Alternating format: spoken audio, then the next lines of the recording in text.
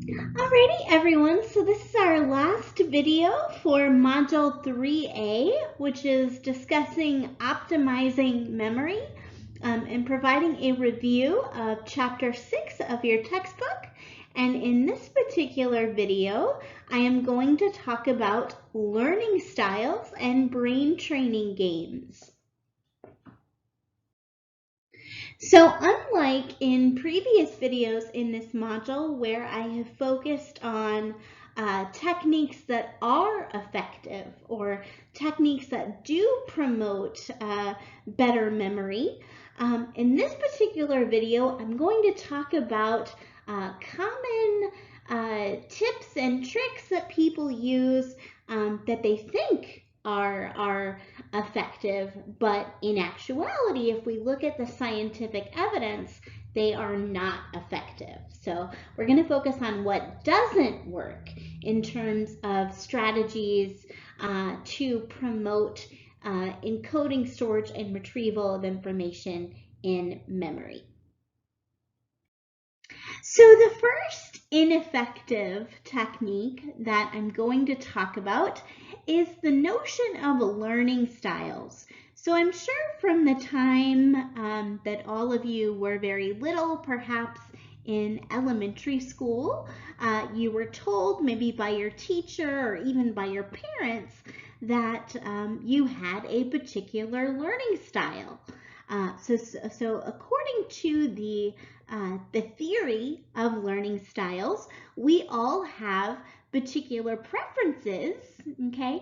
And if those preferences are met during instruction, our ability to remember that information or learn that information is going to be facilitated, right? So we have visual learners, and if you're a visual learner, supposedly you prefer to use pictures and diagrams, whereas if you are a musical or auditory learner, you prefer to use sounds and rhythm to help you learn. If you're a verbal learner, you prefer to use words and speech. If you are a social learner, you prefer to be a part of a group when you learn something new, and so on. So there are supposedly many different styles of learning to which your educator can tailor their instruction for your general benefit, is the idea. So if we wanted to look at a concrete definition of what a learning style is, the term learning styles refers to the concept that individuals differ in regard to what mode of instruction is most appropriate for them.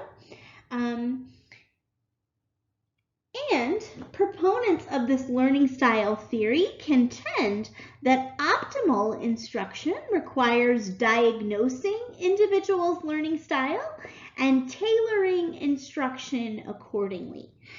So we call this the meshing hypothesis, the idea that if we assess people's learning styles and adjust our instruction accordingly, their ability to remember the information that's given to them is going to be better than if we don't teach to their specific learning style.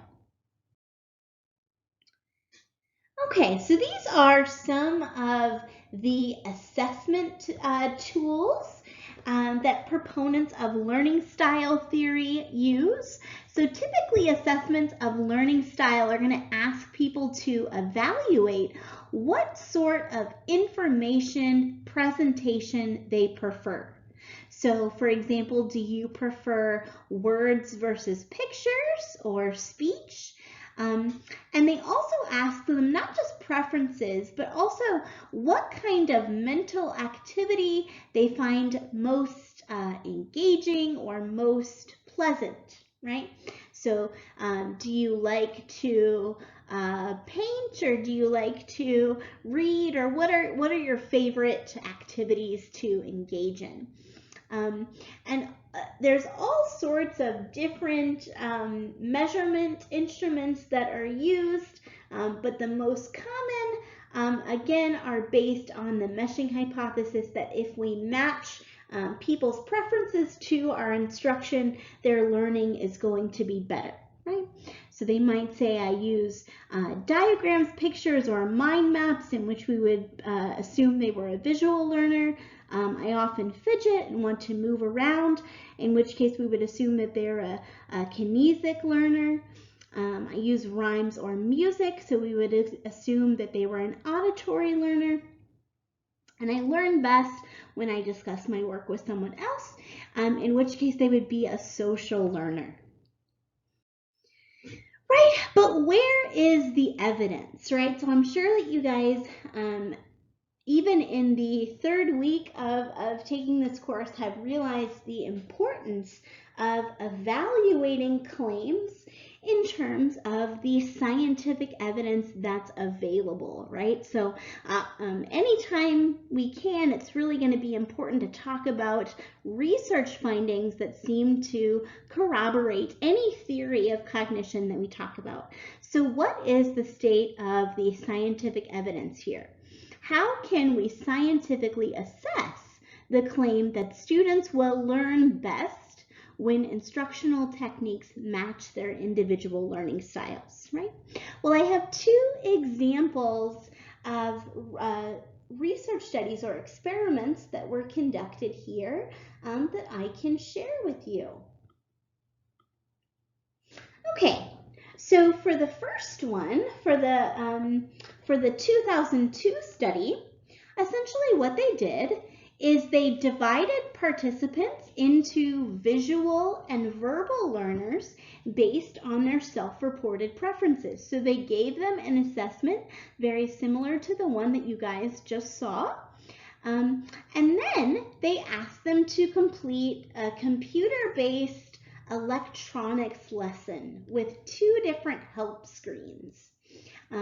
So again, they were studying some aspect of electronics, and they were either in the visual condition, given diagrams and illustrations to help them, or in the verbal condition, they were provided with supplementary text. And what they found in this particular experiment is that there was no benefit.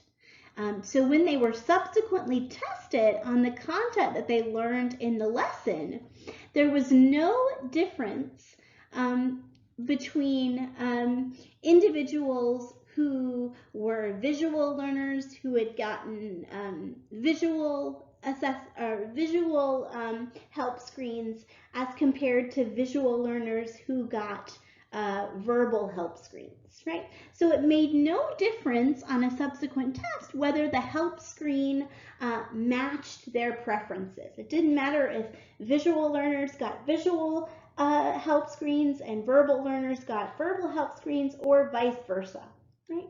So matching their preferences when giving them a help screen made no difference at all, right? So that seems to be pretty compelling evidence against this meshing hypothesis. And in the second study, in the 2006 study, they did the same thing. So they divided participants based on whether they identified as a visual or verbal learner. And there were three experimental conditions. So in the auditory presentation condition, words were presented over a loudspeaker. In the visual presentation condition, words were presented as line drawings. And in the both condition, they saw some pictures and some words that were presented auditorially. Okay? And what they found is that all participants recalled more of the words that were presented.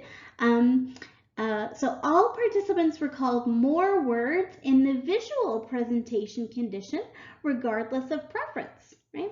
So even if you identified as a verbal learner, seeing pictures resulted in better memory for the words than just hearing the word over the loudspeaker, right? So those are two fairly compelling reasons why we should call into question this notion of the meshing hypothesis, or that learning styles, tailoring to someone's learning style is going to help them remember things. Okay, so why is it, given the evidence that I just reviewed, that learning styles are still so widely endorsed, right? So, for example, if I were to pull up the website for Yale's School of Education, it would, I believe, as of I think 2007 or so, it actually had a section directed to its students in that particular program that talked about the benefits of learning styles. And in fact, when I first started teaching at Mercer, one of our professional development workshops was talking about learning styles. So why is it that this particular doctrine is so attractive, even though there's no evidence to support it? Well, one of the reasons is going back to something I've already talked about in this module, which is the idea that a lot of people operate under the assumption that if learning is effective, then it should feel easy, right? So if I'm learning something in the right way, then it shouldn't be challenging, right? But as we've already discovered in our time together in this module, a lot of the most effective study strategies are those that produce the most difficult conditions, right? So if we go back to our comparing of simply rereading a textbook, right? When you reread a textbook chapter 3 times in a row, right? By the time you get to the end of the chapter, that third time, that information is going to feel really, really accessible to you, right? It's going to be very highly activated in your short-term memory. And so you're going to feel like you know the information. And the act of rereading, passively rereading something is fairly easy, right? But if we look at what you remember from that chapter a week later, okay, chances are not much, right? As compared to maybe reading a textbook chapter for 20 minutes and then being tested on it or taking several successive tests, right? You're going to feel like a lot of that information from the chapter you no longer remember, right? But as we would see a week later, right, taking those successive tests is going to allow you to remember what you have retained pretty much indefinitely, right? Similarly, cramming, if you study the same information over the course of 8 hours, at the end of that 8 hours, it's going to be very accessible and you're going to feel like you know it very, very well, as opposed to studying it for 1 hour each night for 8 nights. There's going to be a lot of forgetting, a lot of interference that happens in between study sessions. And so you're going to have to work a lot harder to retrieve that information than you would if you were just studying it for an extended period of time, right? So all of that again suggests that the best memory performance happens often under the most difficult conditions. So the idea that the most effective learning should be easy is simply not supported. But a lot of people believe that that is true. Another reason why people seem to want to endorse the idea of learning styles is because we like to differentiate ourselves from our peers, right? If you spend any time on Facebook at all, right, you'll see the prevalence of those quizzes, right? So you can answer 10 random questions about yourself and then find out whether you're a poodle or a chihuahua or whatever, right? So even when it's totally arbitrary, we seem to want to affix a sort of unique label to ourselves, right? So we want to think about ourselves as maybe being different from our peers. If we're a movement-based learner and most of our peers are visual learners, right? That gives us something that distinguishes us from them. Another reason why people are more likely to believe this idea of learning styles is because it places responsibility for learning not on the learner or not on the student, but on the instructor, right? So, for example, if you have a child who is not doing well in their courses, um, it might be difficult to think about your child not living up to your expectations. That might be stressful or anxiety producing for you. So in an effort to combat that anxiety, right, maybe it's easier to think about the classroom not being tailored or instruction not being tailored to the needs of your child, and that's why they're not succeeding. Okay, so that concludes our discussion of learning styles. And really quickly, I wanted to talk about another widespread learning tool that doesn't have any scientific evidence to support it. And that is the idea of brain training games. So these aren't quite as common as they used to be, but about 10 years ago, 5-10 years ago, there used to be tons of commercials marketing various products, various programs.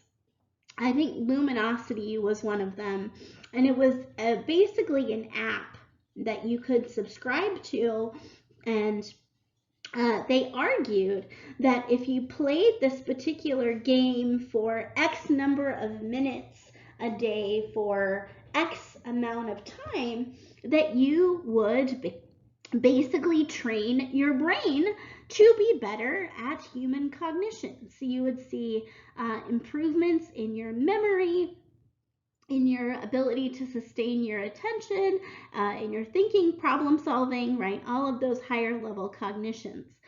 And so obviously this was a really attractive idea, particularly to individuals who had suffered some kind of significant brain injury. So individuals who had suffered a stroke, individuals with Parkinson's disease or Alzheimer's or Huntington's chorea, or any condition that results in a gradual loss of cognitive function. So what happened is a lot of doctors and a lot of programs that worked with these specialized populations started to purchase these programs. And in fact, people spent millions and millions of dollars making these programs widely available to these patients. And these patients took time away from their families and from their other sort of cognitive rehab activities to play these games. And what they found, much to their happiness, was that if they played these games for X number of minutes for so long, their performance would improve on these games, or their scores would go up. And so what these companies would say is, as your score goes up, you're training your brain, right? Your cognitive faculties are improving. But when cognitive psychologists, when neuropsychologists actually tested that, right? So when they compared all kinds of things, so when they administered batteries of tests, looking at memory and attention and all of these higher level cognitions, and they compared people who were playing these brain training games to other control groups. So people who were doing other sorts of cognitive rehab or who weren't engaging in any sort of activity to improve their cognition. They found virtually no difference.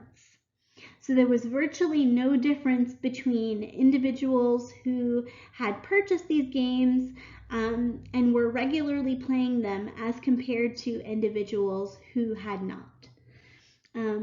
So again, in this particular case, the stakes are fairly high, right? Because these are often progressive conditions that are degenerative. And so you might imagine if you only have so much more time left, and you only have so many resources you can devote to treating your particular condition, that if you were to devote millions of dollars and several hours of time throughout your now limited life to playing this game in the hopes that you would achieve some kind of gain and then not achieve that gain, it's very, very unfortunate, right? So this is yet another example of something that's widespread and widely believed to be effective that actually has no scientific evidence in support of it. Okay, so this is the last video for Module 3A. And all of the other videos for Module 3B have been uploaded. So if you guys have any questions for me, feel free to reach out and I will see you in my next video.